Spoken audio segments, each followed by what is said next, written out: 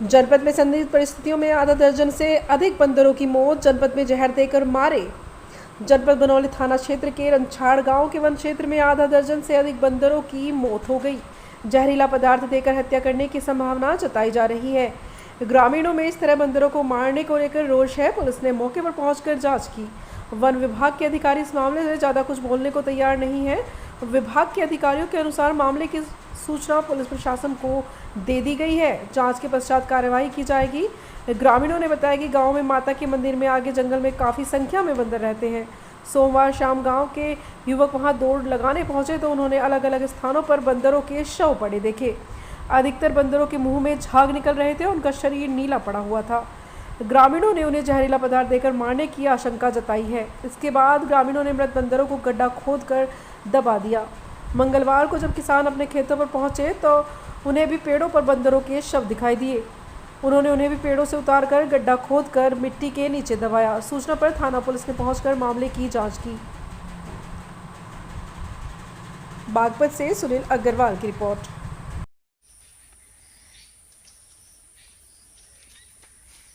Places तो बना दी 2-4। अरे ऐसा खोद दूंगा। पागल हो गया क्या?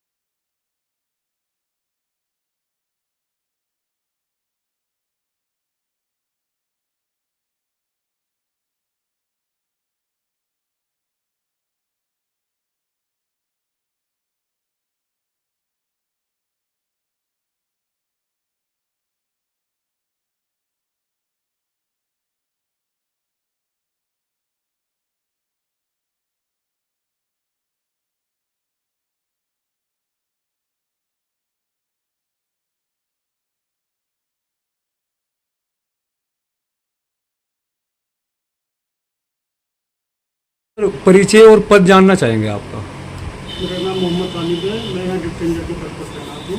सर, एक अंछाड़ का प्रकरण चल रहा है बंदरों का, क्या है पूरा मामला? ये प्रकरण मैं आपको अवगत करा दूँ। मेरी ड्यूटी छपरौली सेक्शन में बहुत क्षेत्र के अंतर्गत आती है। वो दरौली क्षेत्र के अंतर्गत आती है। दरौली के क्षेत्र सेक्शन अधिकारी राहुल नैन है। जैसे कि उनसे बात हुई, उन्होंने बताया है जंगल में 5-6 बंदरों की मृत की सूचना मिली। तो उन्होंने उसको सूचना लिखित में थाने में दे दी गई है। सूचना प्लस विधिक कार्रवाई हेतु तहरीर थाने में दे दी गई है। सर, कुछ झाग वाग निकल रहे थे बंदरों के मुंह से? कुछ झाग निकलने का तो वही बता सकते हैं जिन्होंने मौके पर देखा। मैं तो गया नहीं, चूँकि मेरा क्षेत्र भी नहीं है। कुछ ग्रामीणों द्वारा में दबाए भी गए। सर, क्या उनका पोस्टमार्टम होगा जैसा आपने तहरीर दी है? ये तहरीर देने के बाद की प्रक्रिया पुलिस को दे दी गई। पुलिस जो उसमें आवश्यक होगा पोस्टमार्टम करेगी, जो भी पूछताछ होगी वो करेगी स्थानीय लोगों से। सर, कुछ ये भी बताया गया वन विभाग के अंडर में नहीं है बंदर, क्या है थोड़ा सा? वन विभाग का कुछ दिन पहले वन विभाग के मतलब इनको पकड़ने के लिए शासन से आदेश आ कुछ गए, आदेश हुए। तो क्या है सर वो आदेश? वो आदेश कुछ ही बताएगा आज ग्राम पंचायत नगर पालिका? इसमें ये है, पहले इसके बंदरों की जो शिकायतें आती थी वन विभाग देखता रहता था, लेकिन अब ये वन्य जीव वनों में नहीं रह रहे, आबादी में रह रहे हैं, तो इसलिए वन विभाग से मुक्त कर दिया गया इसको कि इसका भी पकड़ नहीं किया। जो भी कोई कार्रवाई है वो यदि नगर पालिका क्षेत्र में तो नगर पालिका और बाकी ग्रामीण क्षेत्र में तो ग्राम पंचायत वगैरह इसका देख रेख करेंगे। रंजन सर, आपके अनुसार क्या ये समझे कि बंदर जो है वन जीव श्रेणी से बाहर निकाल दिए गए हैं? कोई बंदर, हाँ, बंदर वन्य जीव की श्रेणी से उसका तो पूरा एक एक्ट बनता है। फिलहाल इनके संरक्षण की देख रेख और उठाना बिठाना ये सब चीज़ें नगर पालिका के लिए नहीं, वो जो नगर पालिका के लिए एक आदेश आया था वो सिर्फ आदेश केवल आया था उनको पकड़ने के लिए। उसमें कहीं ये नहीं लिखा कि बंदर वन जीव श्रेणी से बाहर आए गए हैं। उसमें केवल ये लिखा है कि बंदर को पकड़ने की जिम्मेदारी या बंदरों से निजात दिलाने की जिम्मेदारी नगर पालिका, ग्राम पंचायत या नगर पंचायत की है। जी जी। अगर उस आदेश को भी माना जाए तो उसके अनुसार अभी भी बंदर वन जीव की श्रेणी में आते हैं। इसमें वन्य जीव की श्रेणी में जी, उसका तो कहीं शेड्यूल ऐसा अलग है, उसका शेड्यूल अलग देखना पड़ेगा।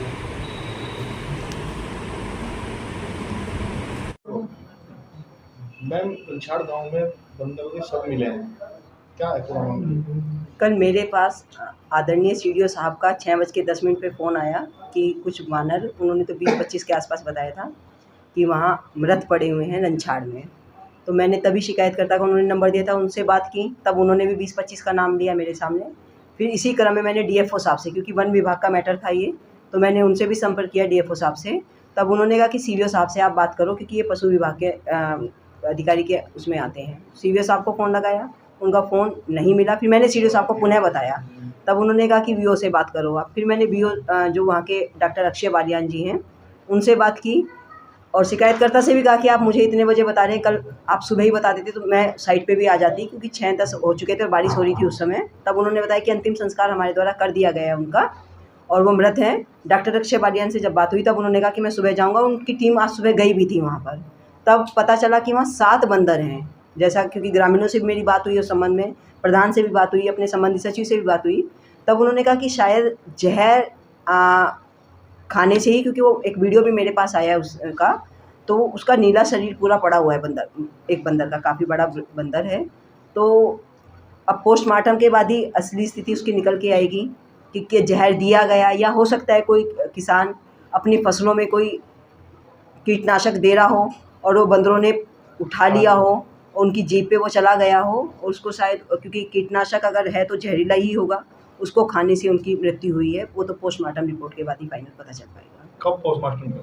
हाँ, पुलिस वहाँ गई हुई है, साइट पर पुलिस है, मैं निरंतर संपर्क में हूँ। तो क्योंकि इसमें शायद एसडीएम साहब की परमिशन लेनी होती है, क्योंकि उनको दाह संस्कार उनका कर दिया गया है। उसको मेरी डॉक्टर साहब से बात हुई तो उन्होंने कहा कि एसडीएम साहब की परमिशन मिलने के बाद ही उनका पीएम किया जाएगा।